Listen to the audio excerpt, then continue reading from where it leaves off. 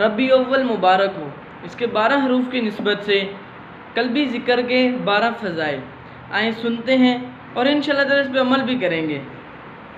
قلبی ذکر انسان کو اللہ کے قریب کر دیتا ہے، دل کو حقیقت، سکون اور راحت ملتی ہے، زندگی اور اعمال میں برکت کا نزول ہوتا ہے،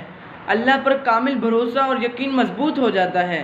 زبان خاموش رہتی ہے لیکن دل ہر وقت اللہ کا ذکر کرتا رہتا ہے،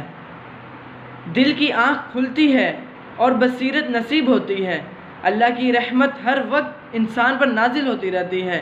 گناہوں کی معافی اور دل کی صفائی کا ذریعہ ہے، فرشتے ایسے ذکرین کو ڈھونڈتے ہیں اور ان پر رحمت کے فرشتے اپنے رحمت والے پر بچھا دیتے ہیں، دل کو نور اور روشنی عطا ہوتا ہے، زبان کے ذکر سے افضل دل کا ذکر ہے،